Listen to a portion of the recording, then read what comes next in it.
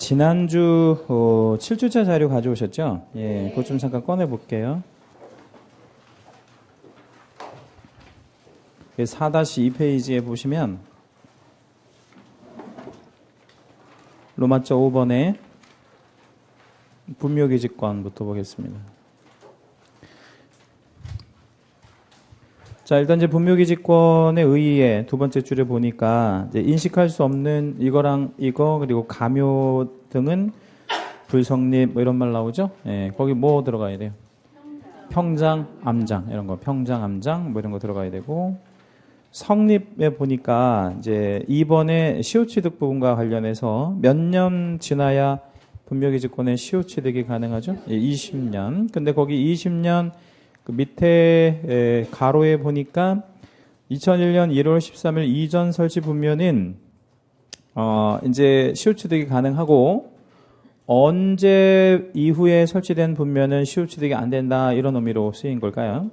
2001년 1월 13일 이제 이후에는 안 된다는 얘기예요. 왜냐하면 불법 점유로 보니까 그건 철거의 대상이 되는 겁니다.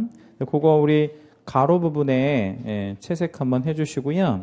별표를 하나 좀 잡으세요. 중요한 얘기입니다. 다시 시효취득이 되려면 분묘가 최소한 몇 년 전에는요, 2001년 1월 13일 전에는 점유를 개시했었어야 돼요. 그래야 이제 그 시효취득이 가능한 거죠.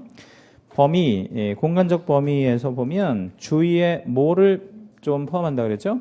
공지, 주위 공지를 좀 포함할 거고, 한계는 분묘기직권은 신설의 권능은 없어요. 남의 땅을 쓰는 거니까 이미 묻혀 계신 분에 대한 권리만, 소위 이제 기득권만 인정하는 거지, 뭐 자기 뭐 할아버지 묘 거기 있다고 해서 자꾸 거기 후손들 묘를 자꾸 쓰고 그러면 안 되는 거. 근처에다가 산에다가 다.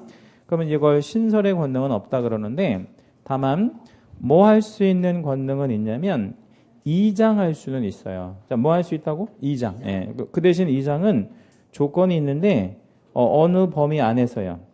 기직권 범위 안에서. 그러니까는 예를 들어서 이 산에서 저 산으로 가는 이장도 된다 이런 뜻은 아니에요. 그 기직권 범위 안에서만 이장할 수 있어요.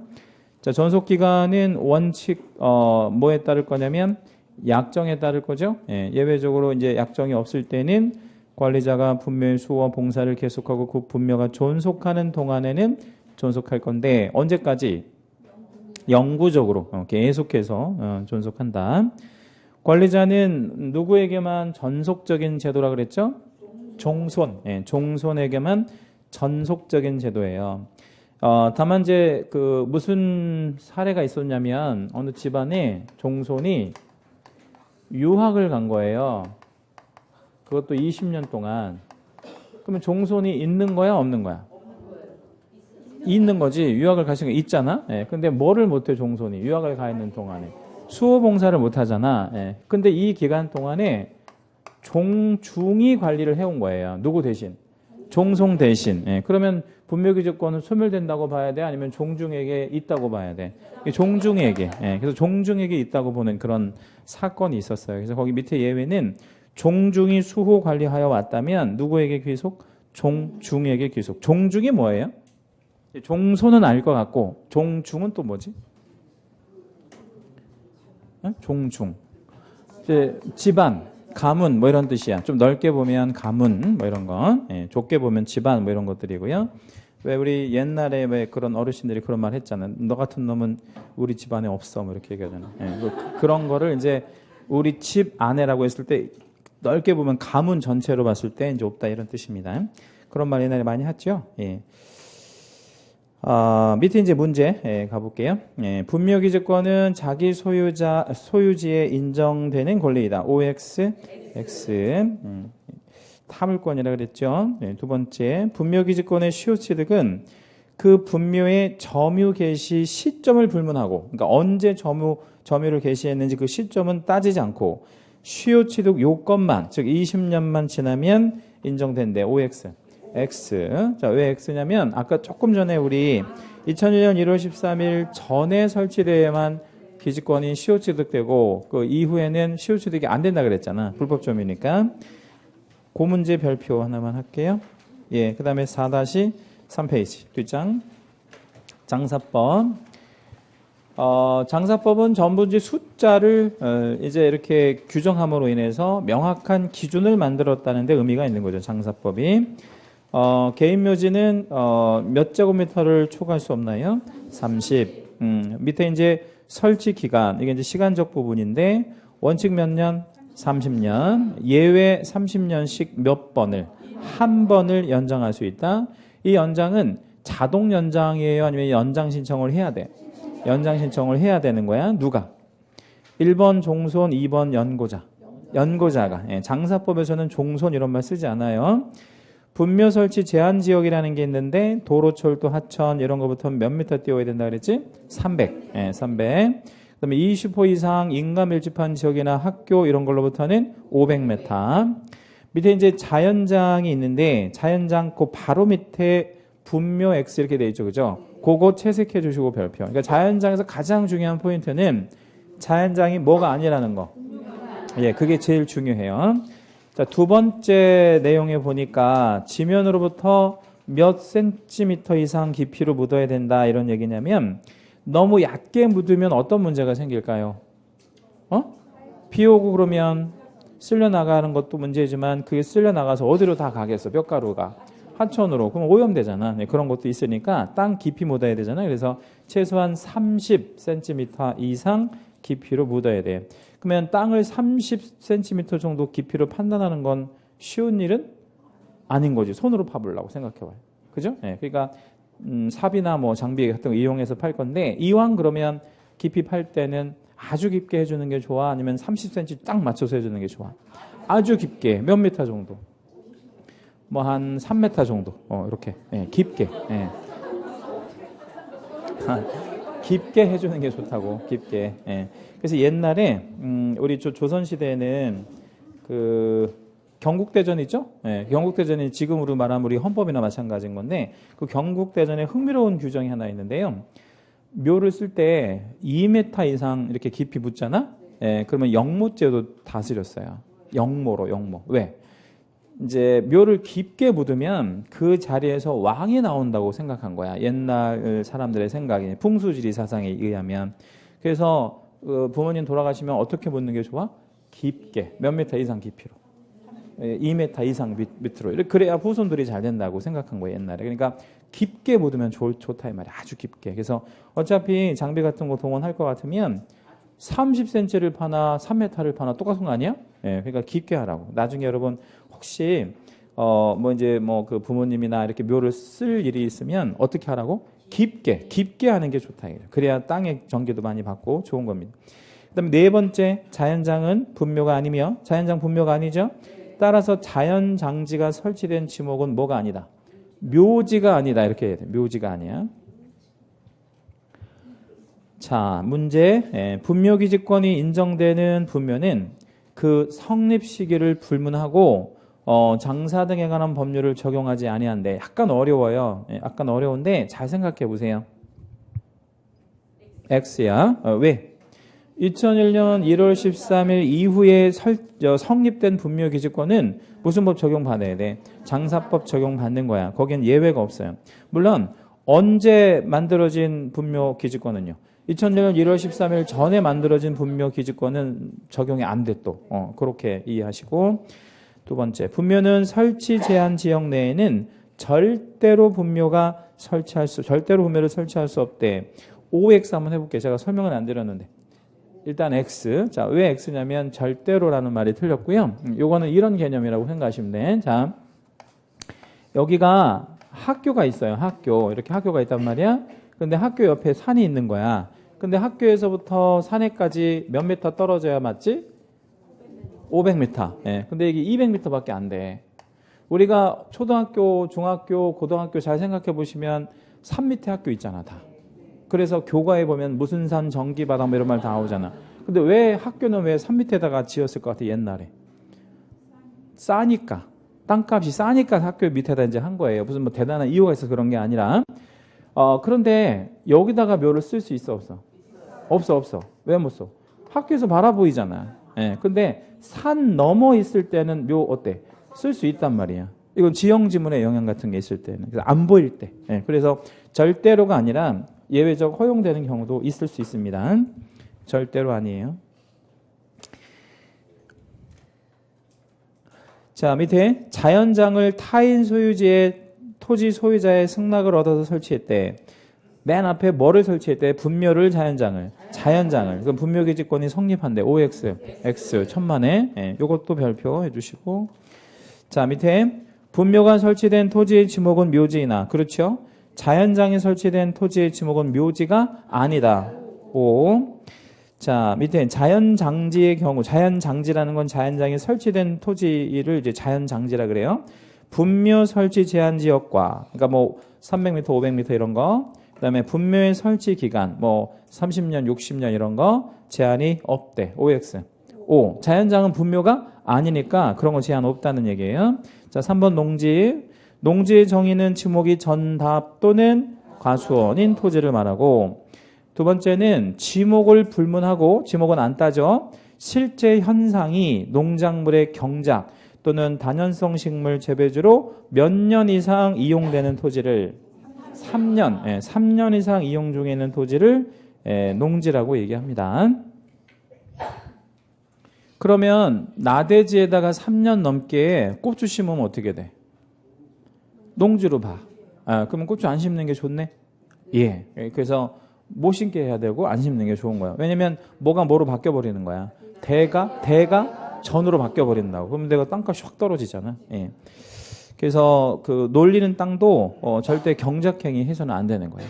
예. 그래서 못하게 이렇게 막 하고 그래야 돼. 그 경고문도 써붙이고 가끔 가서 다 뽑아버리고 뭐 이렇게 해야 돼요. 자, 밑에 농지 취득 자격 증명의 신청은 농지 소재지 관할 아닌 시구 읍면에 가서 신청할 거고, 신청일로부터 며칠 안에 혹은 며칠 안에 나올까요? 농지법에서 배우실 텐데. 아니, 뒤에 4일이니까 앞에는 좀 짧겠지. 2일 아니면 4일. 2일 아니면 4일. 2일은 언제, 4일은 언제냐면, 2일은 농업경영계획서가 들어갈 때, 안 들어갈 때? 안 들어갈 때. 4일은 들어갈 때. 어떤 분은 뭐 주말에 신청하면 4일이고 주중에 신청하면 2일이다 이렇게 알고 계신 분도 계신데 아니고요. 경영계획서 가지고 따집니다. 경영계획서 검토할 시간 이틀을 더 주는 거야. 자, 그러면 이제 비농업인이 농업인으로 바뀔 때 이제 신규용농이라고 하잖아요. 신규용농은 1000제곱미터 이상 사야 되고요. 특수작물 재배용도 가능한데 특수작물 재배용은 1000제곱미터 이상보다 조금 작아. 특수작물이니까. 얼마? 330. 330. 허구 많은 숫자 중에서 왜 330이라는 숫자를 썼을까요? 그게 평으로 100평 돼서 그런 거야. 어떤 기준이 되니까. 비농업인은 주말 체험용농은 세대당 얼마 미만까지? 1000 미만. 거기다 우리 채색 별표.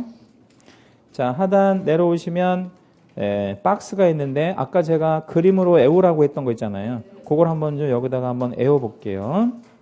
적용을 한번 해볼게요. 자, 신규용농은 OX로 답변하시면 돼. 신규용농은 55. 왼쪽 오른쪽 다 5야. 왜? 농사 질 거니까. 그렇죠? 자, 주말 체험용농은 XO. 이렇게 답변하시면 되고. 자, 주말 체험 용농, 밑에 농지 전용 협의된 거. XX. 왜? 농지가 아니니까. 자, 밑에 전용 허가, 전용 신고된 농지는 XO. 아직은 농지이기 때문에 농지증은 필요하지만 전용 허가나 전용 신고 수리된 거니까 농업경영계획서도 필요 없습니다. 자, 하단 농지증명은 농지 취득의 원인이 되는 법률행위의 효력 발생 요건은 아니다. 요거 민법에서 잘 나오는데 잘 생각해 보셔야 돼. 별로 어려운 말은 아니에요. 말이 조금 어려워서 그렇지. 오예요. 무슨 얘기냐면 농지를 취득하는 원인이 되는 법률행위가 매매계약이잖아. 그치? 근데 그 매매계약을 농지증이 있어야 유효하게 성립되는 게 아니라고. 그냥 매매계약은 의사만 합치면 되면 되는 거야. 그러니까 농취증은 법률행위의 효력 발생 요건은 아닌 거예요. 다만 소유권 취득 요건이다 그러면 맞아. 왜? 농취증이 있어야 등기가 가능한 거니까. 그 문제 별표 2개 하겠습니다. 자, 두 번째, 농지증은 농지 소재지 관할 시구 읍면장에게 제출하며 신청일로부터 2일 안에 처리된대. OX, X. 왜? 4일 걸리는 경우도 있으니까. 그럼 만약에 시험에 4일 이내에 처리된다 그러면 어떻게? 5야. 왜? 4일 안에 다 처리되잖아. 예. 자, 세 번째, 농지증을 발급받은 경우에 부동산 거래 신고는 면제된대. X. 상호 의자나 면제되는 제도가 없어요. 예, 저런 성격이 다른 제도라 그랬죠? 자, 4번 4-4페이지 농지 임대차 제도. 원칙은 임대차 안 되는데 예외적으로 허용되어지는 경우가 좀 몇 개 있었었죠. 그렇죠? 거기 1번에 보면 몇 세 이상이면서 60세 이상이면서 5년 경력 있는 사람. 오늘 아침에 출근할 때 그 여성시대라는 프로그램에 이렇게 듣고 오는데 어떤 분이 이렇게 사연을 써서 보낸 거거든요. 예, 근데, 도시에 살다가 이렇게 낙항하셨더라고. 고향으로 가셨는데, 75세, 75 되셨더라고. 할머니인데. 예, 그래서 이제 내가 시골 가면 나이 좀 있지 않겠어. 이렇게 이제 생각하고 노인정을 갔더니, 다 90 넘으셨더래, 다. 예, 그래가지고, 거기 할머니들이 이제 친해지신 다음에, 젊은 것이 집에서 논다고. 그래갖고 막 90 먹은 할머니들하고 따라서 막 일하러 다닌대, 요즘. 예, 그래서 너무 행복하다고 그거 사연을 보내셨더라고. 근데 90 먹은 할머니들도 산도 잘 타고 뭐 그런 데잖아. 예, 그래서 75 먹으셨는데 75이면 그래도 많이 드신 거잖아. 예, 근데 90 먹은 할머니들이 젊은 게 왜 집에서 노냐고 그런 데잖아요. 시골이 그런 것 같아요. 자, 3번에 보면 몇 년 이상 농업 경영을 하던 자가 이농했을 때 8년, 예, 8년. 그리고 4번에는 최상단부부터 최하단부까지 평균 경사율이 이게 15%, 도로 따지면 15도 정도 되는 농지 같은 경우에는 아무나 농사를 지을 수가 없어요. 경사가 좀 가파르기 때문에 이제 뭐 어떤 그 전문적인 회사 이런 데서 농사를 져야 되기 때문에 그런 건 좀 경작에 한계가 있다고 봐야죠. 그래서 이거는 임대가 가능하고 예외적으로.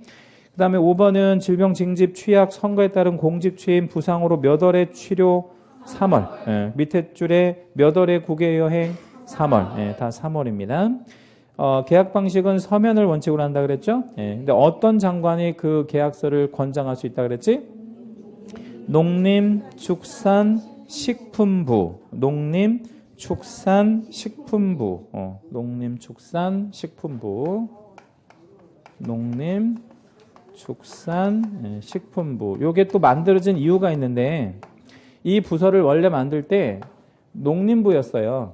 농림부였었는데 누가 막 반대한 거야. 야, 우리도 좀 넣어주라 그래가지고. 그래서 이제 농림축산부로 바뀌었다가 누가 또 반대해가지고 식품업계에서 반대해가지고 이제 이렇게 된 거야. 예, 그래서 이게 우여곡절이 있는 거죠. 이렇게 좀 만들어진 이유가 좀 있어요. 이렇게 만들어진 게. 그 자리에 어떤 장관 안 들어간다는 거 주의. 그 자리에 국장 들어가면 안 돼. 국장은 농지에 대해서 관여하지 않는다. 대항 요건은 임차인이 농지 소재지 관할하는 여기에 가서 확인을 받을 거야. 여기가 어디지요? 시구면. 그리고 해당 농지를 뭐 받으면 인도 받으면 다음 날로부터 뭐가 생긴대? 대항력이 생긴대. 임대차 기간은 몇 년으로 하죠? 3년. 밑에도 다 3년이에요. 3년보다 짧으면 3년으로 본다. 강행 규정이 있고요. 묵시적 갱신이라고 하는 게 있는데 요거는 3개월 전까지 어떤 뭐 해지의 의사, 뭐 조건 변경의 의사 이런 게 없으면 전과 동일한 조건으로 임대차 하는 것으로 본다. 이게 이제 묵시적 갱신입니다. 자, 하단 보면 농지 임차인이 시구 읍면장의 확인일자와 해당 농지를 인도받으면 우선 면제권이 발생하는데 굉장히 어렵습니다. 굉장히 어렵고요. 잘 생각하셔야 돼. OX, X야. 뭐가 틀렸어? 우선 면제권이 생기는 게 아니라 대항력이 생기는 거야. 우선 면제권은 없어, 농지에서는. 두 번째, 만 55세인 자가 10년의 농사를 졌다네 작용했다는 거죠. 임대차 할 수 있대. 왜 5? 예? 8년 됐으니까. 나이하고 상관없이. 그러면 70세인 자가 3년의 농업 경영을 했대. 안 되지. 예, 왜 안 돼? 나이가 안 되고 5년이 안 되니까. 예, 근데 이제 그 양반이 아프면 예, 할 수 있어. 아프면 또. 예. 자, 5번에 공법상 이용 제한 거리구제. 뭐 그거는 그 구분을 어떻게 하실 거냐면 토지 소유권에 대한 사용 수익권을 제한하면 뭐고? 이용 제한. 처분의 어떤 그 권능을 규제하면 거리구제. 뭐 이렇게 생각하실 건데 토지거래 허가제만 채색 하나 하시고 별표 하나 잡을게요. 토지거래 허가제는 가장 대표적인 뭐에 들어간다? 거래 규제에 들어간다는 거. 그것만 좀 기억하시면 되겠어요. 맨 밑에 투기가일지구는 어떤 효과가 있다 그랬지? 아까? 먼 전매.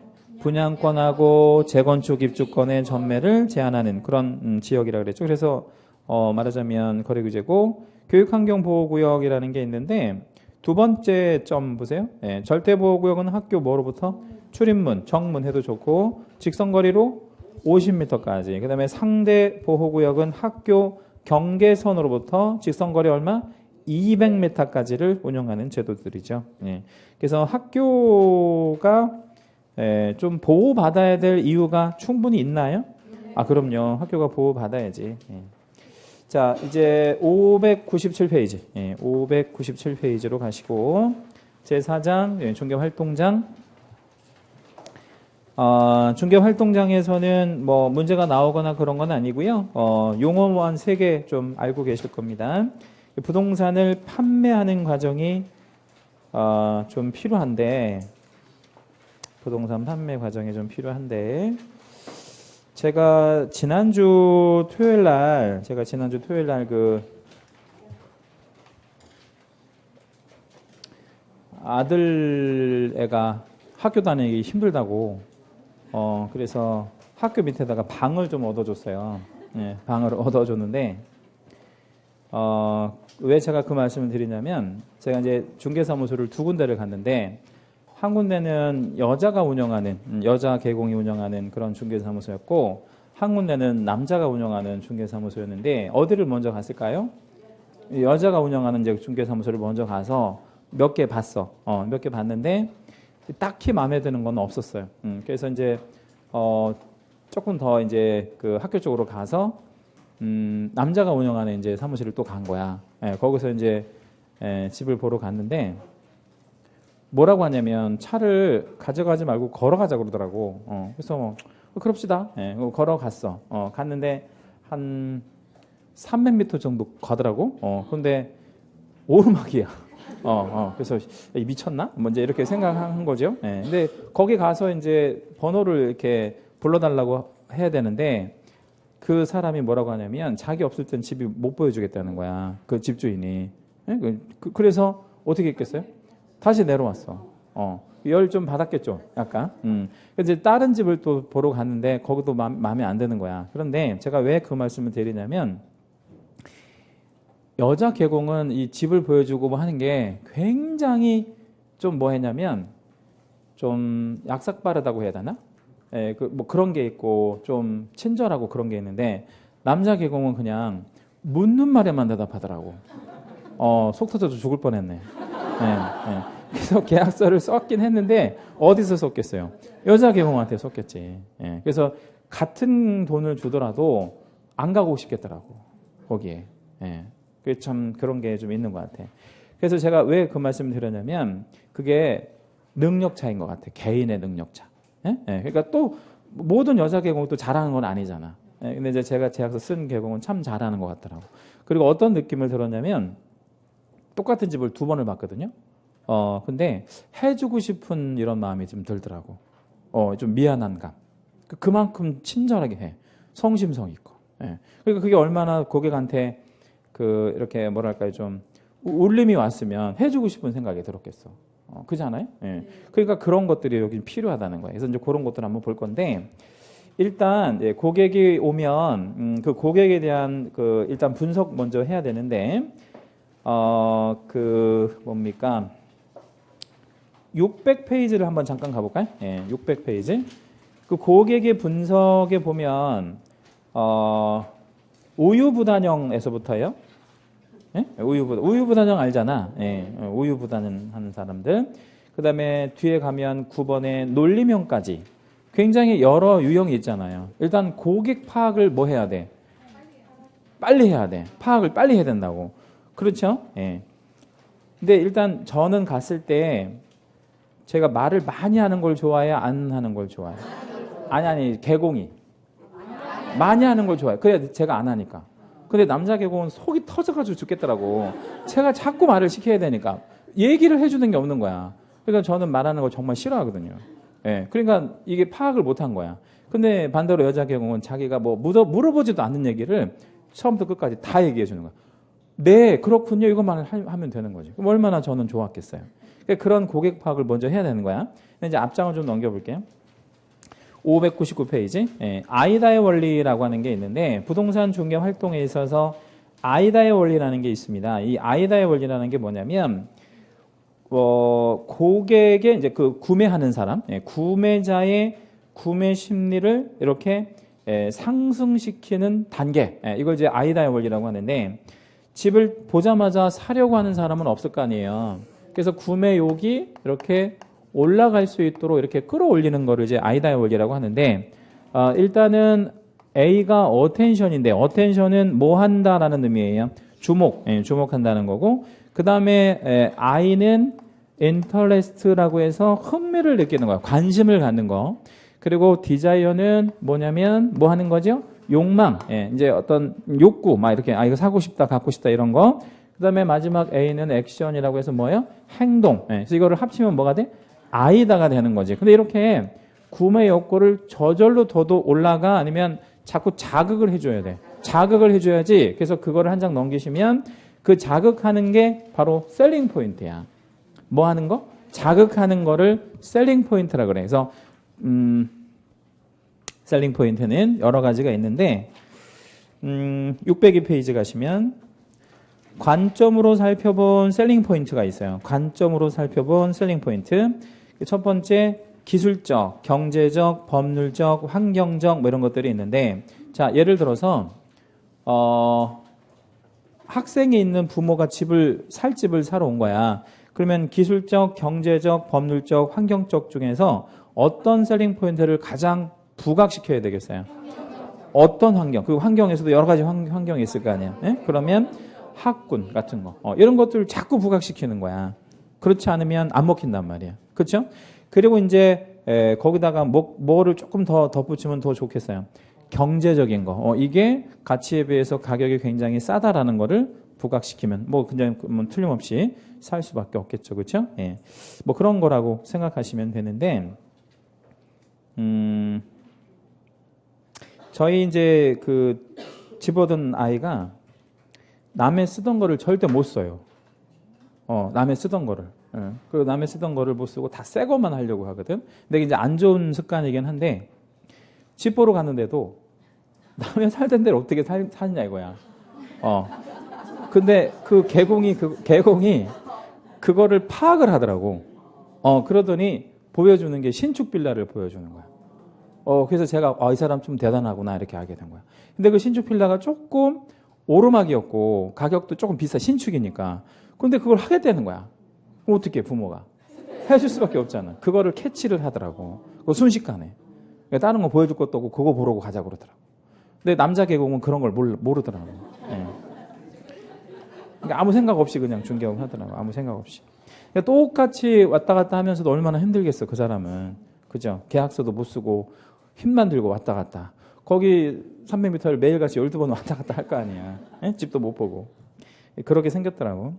그래서 말하자면 셀링 포인트를 적절하게 뭐 해주는 게 중요하다는 거예요.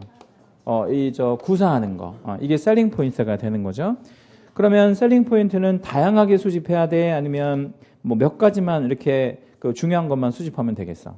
다양하게 모든 것을 다 완벽하게 파악하고 있어야 돼. 고객에 대한 거, 물건에 대한 거, 뭐 환경에 대한 거 다 파악해야 돼.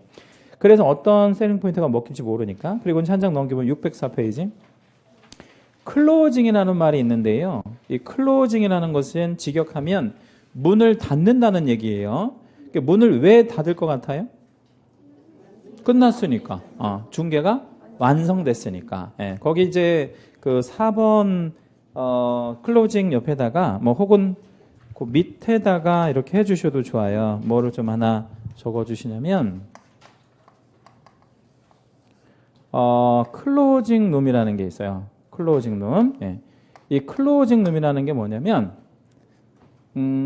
이제 이게 중개사무소가 있잖아요. 예. 그럼 여기가 출입문이야. 예. 여기가 이제 출입문이면 여기로 이제 들어가잖아. 예. 그러면 손님은 한 명만 와 아니면 한 몇 명 같이 올 수도 있어. 몇 명? 한 보통 2명 내지 3명 정도가 이렇게 오잖아요. 뭘 사든 뭐 집을 얻든 간에 이렇게 이제 오잖아요. 오는데 보통 손님을 어디에서 이제 이렇게 그 맡게 되냐면 요 출입문 앞에서 맡게 돼요. 원탁 같은 데서 이제 앉아가지고 이렇게 얘기하다가 집 보고 와서 뭐 계약서 쓰고 이게 일반적인 패턴이잖아. 근데 이 2명 내지 3명이 같이 올 때 개공이 이 손님한테 이렇게 이제 브리핑을 하면 이 손님은 살려고 한다고 가정해봐요. 옆에 있는 손님, 같이 온 손님은 뭐라고 얘기를 하겠어? 사지 마. 한 집 더 봐. 뭐 아니면 뭐 다음에 해. 뭐 이렇게 이제 하잖아. 이런 손님을 이제 업계에서는 물귀신이라 그래. 물귀신 손님이 꼭 있어요. 하지 말라고 자꾸 땡기는 사람이 있다는 얘기야. 그러면 이 클로징 룸이 필요한 건 왜 그런 거냐면 약간의 이제 건물이 좀 여백이 좀 있으면 건물이 여백이 있으면 룸을 하나를 만드는 거야. 소위 말해서 클로징 룸을 만들어. 해서 이 클로징 룸에는 딱 세 사람만 들어가는 거야. 누구. 개공과 매도와 매수. 같이 온 사람은 못 들어오게 해야 돼. 그러니까 뭐를 퇴치하는 거야. 물귀신 퇴치를 하는 거지. 이거를 클로징 룸이라 그래. 이런 의미도 있어. 클로징이라는 게 닫는다는 게. 그러니까 그 중개 완성을 차단시키는 장소를 클로징 룸이라고 그래요. 이걸 만들어 놓는 것도 굉장히 효과적입니다. 그래서 잘 되는 중개사무소는 클로징 룸이 하나씩은 다 있어.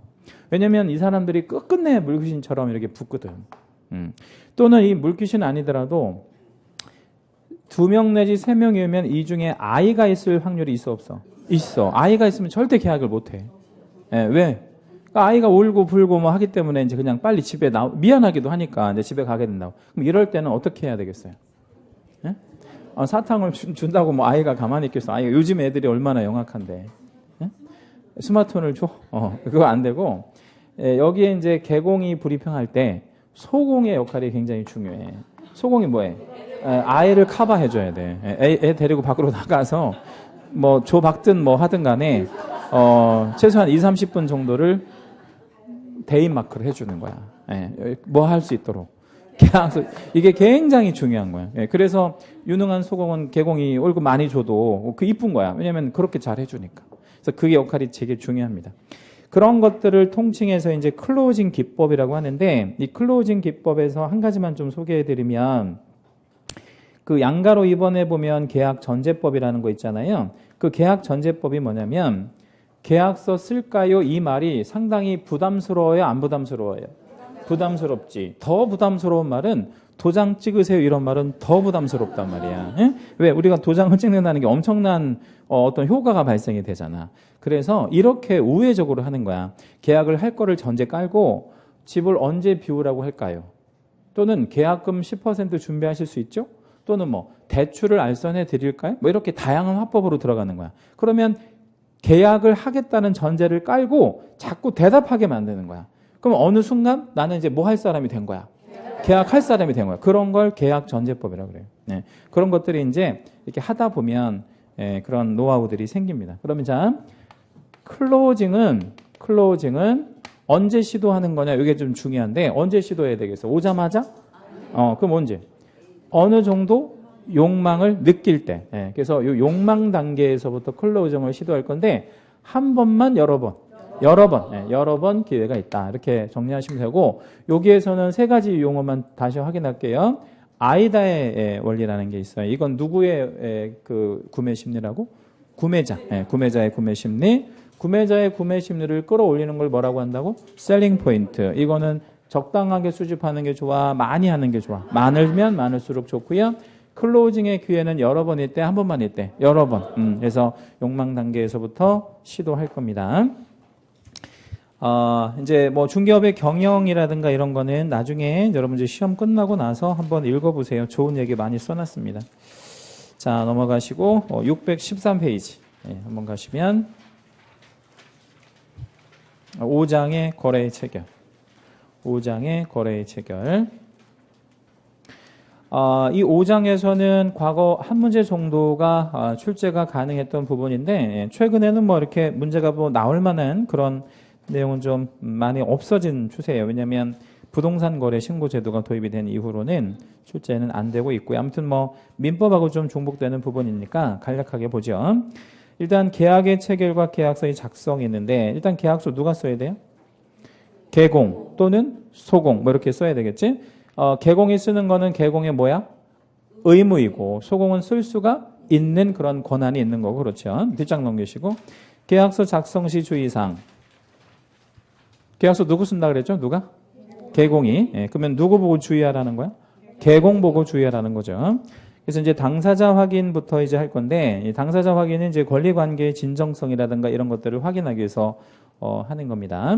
그래서 오른쪽에 615페이지 오시면 본인 확인했으면 그 다음에는 무슨 능력을 확인해 줘야 돼? 처분 능력이라는 걸 확인해 줄 건데 처분 능력은 세 가지 능력을 가지고 있을 때 처분 능력이 있다고 합니다.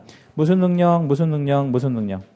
권리 능력, 의사 능력, 행위 능력. 근데 거기서 문제로 나올 수 있는 건 행위 능력이 나올 수 있는데 행위 능력에 제한이 있는 애들이 우리나라에서 3명 있어. 자, 누구? 미성년자, 피성년 후견인, 피한정 후견. 이렇게 이제 3명의 행위 능력에 제한이 있는 애들이 있는데 얘네들하고 계약을 하면 무효야 취소할 수 있어. 취소할 수 있단 말이야. 그래서 얘네들하고 가급적이면 계약을 안 하는 게 좋죠? 그럼 누구랑 계약을 해야 돼? 얘네들의 법정 대리인. 그러면 이제 얘네들의 법정 대리인은 한번 다시 정리해 볼까요? 미성년자의 법정 대리인은 누가 돼? 친권자. 그 다음에 피성년 후견인의 법정 대리인은 성년 후견인. 그 다음에 피한정 후견인의 법정 대리인은 한정 후견인. 이렇게 이제 된단 말이에요. 여기서 이제 성년 후견인과 한정 후견인은 후견 등기부를 가지고 확인할 거야. 오른쪽에 후견 등기부 있잖아요. 그죠? 그거 가지고 확인할 거고. 뒷장을 넘기시면 619 가족관계 증명서라가 있는데 가족관계 증명서는 누구의 법정 대리인을 확인하는 거야? 미성년자의 법정 대리인을 이제 확인하는 거다. 이렇게 생각하시면 되겠습니다. 뒷장 한번 넘기시고 620페이지 가시면 법인하고 계약을 할 때 법인하고 우리가 계약을 하는 경우 되게 많거든요. 실무에서 법인으로 뭘 산다. 법인으로 뭘 이렇게 임차한다. 이게 되게 많은 일인데 법인하고 계약을 할 때는 법인격의 유무 대표자의 처분 권한의 유무 여기다가 우리 좀 연결해서 채색 하나 해주시고요. 질문이요. 법인격의 유무가 무슨 말일까요? 법인인가 아닌가 뭐 이런 의미도 있지만 살아있는 법인인지 죽은 법인인지를 확인하는 뜻이야. 그래서 법인격이 없으면 해산된 법인이라는 거야. 그래서 조심하셔야 돼. 그러면 해산된 법인인지 뭘로 확인할 거냐면 등기부 떼어봐야 돼. 해산하면 해산 등기 하도록 돼 있으니까 해산 등기 안 돼 있으면 살아있는 법인이라는 거야. 대표자의 처분 권한의 유무는 어떤 뜻이냐면 등기부상에 대표자로 되어 있어. 그런데 얘가 처분 권한이 없을 수 있어? 뭐 소위 바지사장 같은 경우. 그러면 얘하고 계약을 하면 안 되잖아. 그럼 그것도 뭘로 확인해? 법인 등기부로 확인을 해줘야 돼. 그런 개념. 그 다음에 대리인하고 계약을 할 수가 있잖아요. 그럼 대리인은 무슨 대리랑 무슨 대리가 있죠? 법정 대리랑 임의 대리가 있는데 법정 대리는 아까 가족관계증명서 같은 걸로 확인하면 되죠? 근데 임의 대리인은 뭘로 확인해 줘야 되겠어?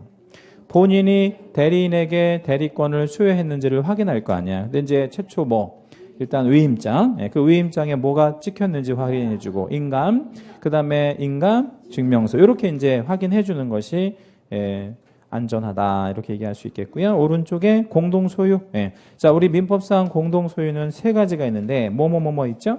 공유, 합유, 총유. 이렇게 이제 3가지가 있어요. 그래서 그 공유, 합유, 총유 중에서 민법 시간에 자세하게 설명하실 거고요. 이제 제 시간은 그것만 좀 기억할게요. 공유는 실제 실무에서 어떻게 소유하냐면 형제자매. 그러니까 부모님 돌아가시면 형제자매. 그리고 요즘에는 이제 혼인을 할 때 어저께 그 신문 보니까 결혼 이렇게 평균 결혼 이렇게 하는 연령대 보니까 여자애들이 30.7세인가 그렇더라고. 결혼 이렇게 하는 평균 연령대에 보니까. 그러니까 30 넘어서 결혼하는 게 많다라는 게 평균적으로 보면 남자애들은 34세 이렇게 넘어가고 그러면 돈 좀 벌었을 거 아니야. 남자애든 여자애든. 누가 더 많이 벌었을까? 여자애들이. 왜? 그 2년 동안 못 벌었을 테니까. 2년이 뭐야? 3년 동안. 그러니까 더 많이 벌잖아. 그래서 어제 뉴스에 그 신문에 보니까 그런 거를 또 원하더라고.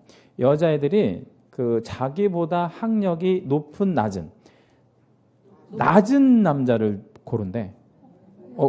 왜 그런지는 좀 더 얘기해 드릴게요. 낮은 남자를 고르고 나이는 어린 남자를 고른대. 예. 왜 그런가 봤더니 그냥 사육하는 거야, 사육. 사육. 그런 개념이더라고 보니까. 왜냐면 자기가 능력이 있으니까 능력이 되니까 그냥 뭐 하려고 뭐 이렇게 피곤하게 뭐 나이 많고 뭐 이렇게 말 많은 사람하고 결혼하려고 하겠어. 그러니까 이제 그 학력도 많고 그냥 말 잘 듣고 이런 그냥 말 그대로 사육하는 남자를 원하는 것 같더라고. 사육이라는 게 좀 그런가? 아무튼 그래. 아무튼 그런 느낌이 저는 들어가지고. 아무튼 그런 그 형태야. 그러면 요즘에 가령 집을 사는데 뭐 가령 5억짜리 집을 샀다고 생각해봐요. 그럼 반반씩 냈어요.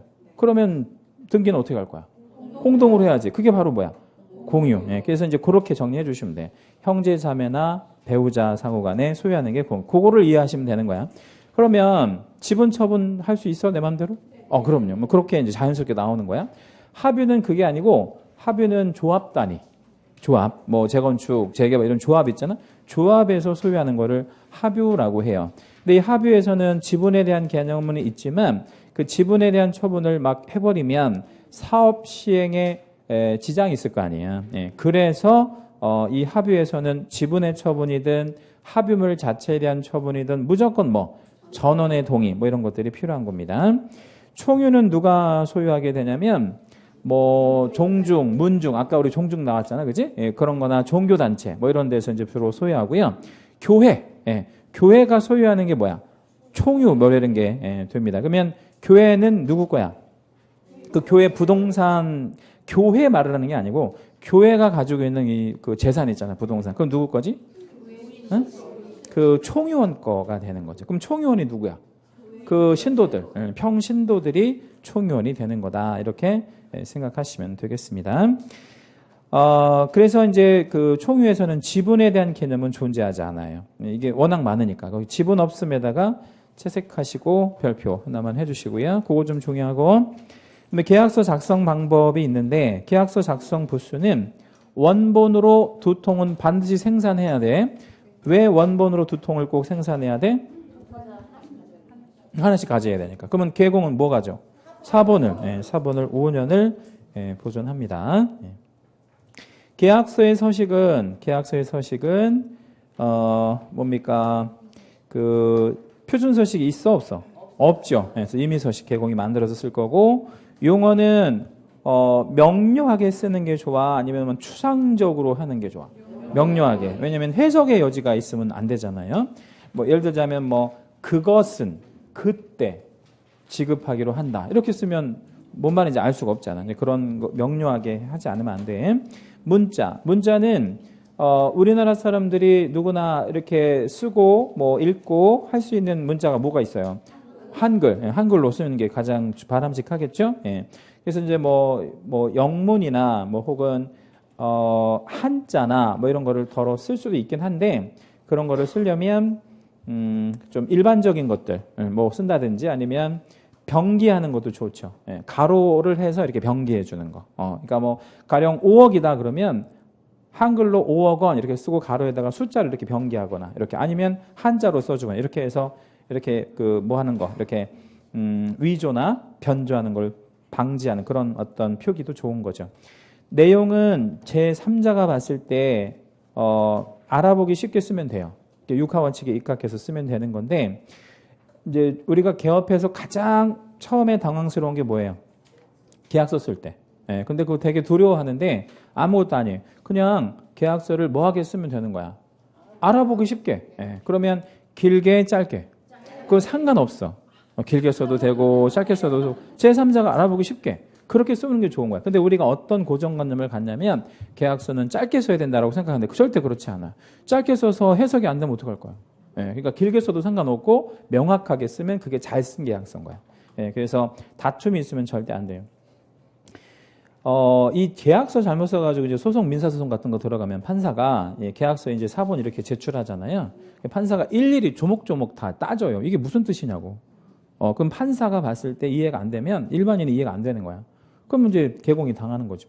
그러니까 명확하게 쓰는 거예요. 계약서는 짧게 쓰는 이런 의무는 없는 거예요. 기타는 이제 뭐 여러 가지 그 단위 뭐 이런 것들을 이제 쓰면 되는데 우리 계약서에는 면적의 단위가 꼭 들어갈 수밖에 없죠.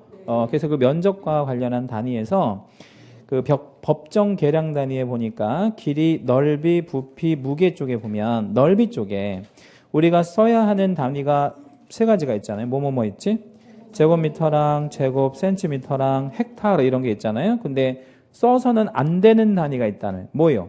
평, 마지기 뭐 이런 거 쓰면 안 돼. 예. 그래서 농지 같은 경우는 뭘로 많이 그 단위를 표현하기도 해요. 마지기 이렇게 쓰는데 이 마지기가 지방마다 다 달라.